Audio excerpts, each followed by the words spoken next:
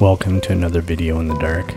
My evening slash night didn't go according to plan and turned into a run and gun Milky Way shoot, making mistakes as I felt rushed.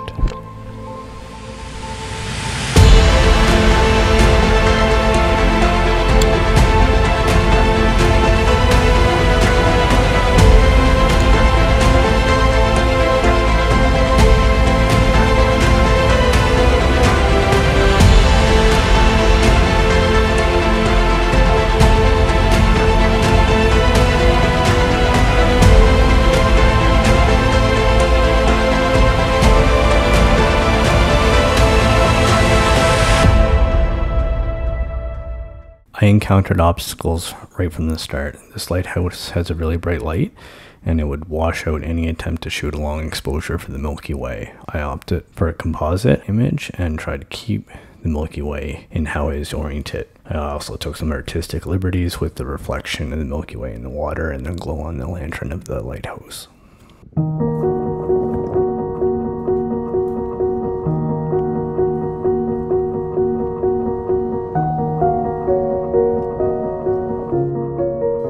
So this lighthouse has a really bright light, and it's kind of screwing up what I'm doing here. It's going to be very hard to compose, but I'm below the light with a shorter shutter speed. I cut myself off, but I was saying that I was using a shorter shutter speed. The lighthouse's light is off for 3 seconds between flashes. I would end up using a 4-second shutter speed to capture a small amount of the light while still trying to capture the shadow information using a high ISO of 2500. Again, this is a composite with an image shot of the Milky Way with the lighthouse to my back.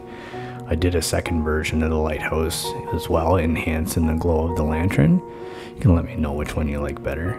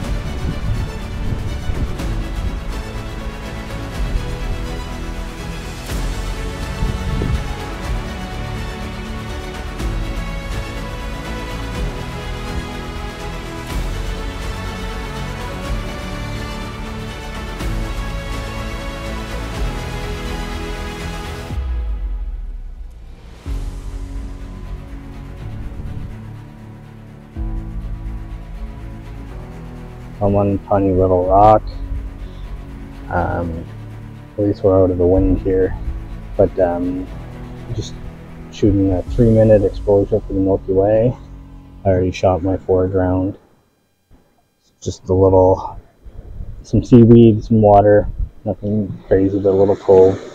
But 3-minute exposure, ISO 400, f1.8 on my 20 mil, and then probably be the last shot if it turns out, unless I find something a little further down the cove. But just with the move, shoot, move, you can see what you can push, especially with the wider your focal length, the more forgiving you are with star trails. So you can push it pretty far on. I think I've done 4 minutes with the 20 before, and I think I shot it at ISO 200. So I'll see this ISO to get Milky Way in this clean image.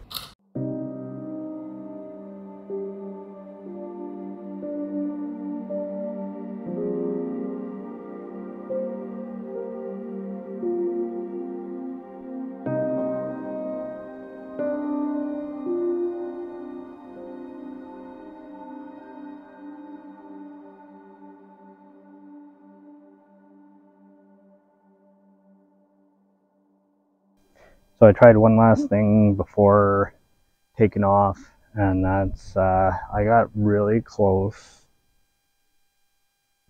really underneath, or about as far as I can get with, or as close as I can get with my 20 mil.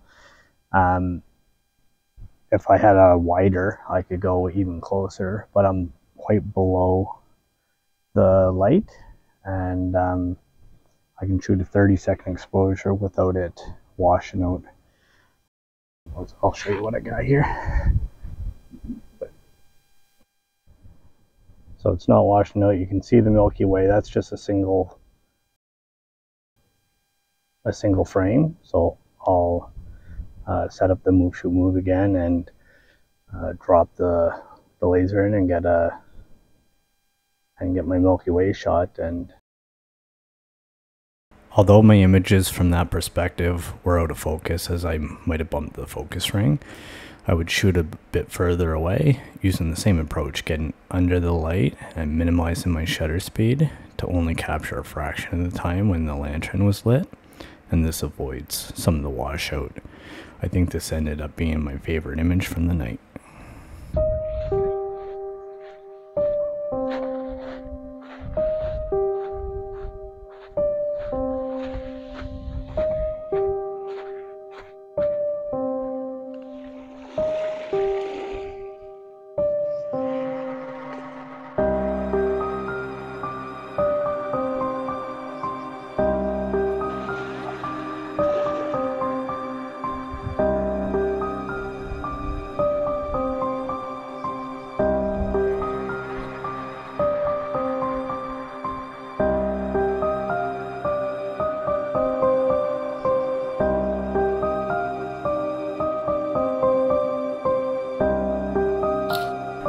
As I was hiking back to the car, I dug out my camera again to capture the half moon that was rising. You can see the fog bank above the horizon that would end up rolling in.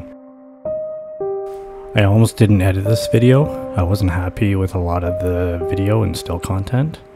After taking a second look and not using some of the bad audio due to the wind, but after sifting through some of the spoiled images, focus, wind on some of my longer tracked exposures, there was still enough. But I guess the takeaway being to slow down when shooting a non-fleeting subject matter. Thanks for watching.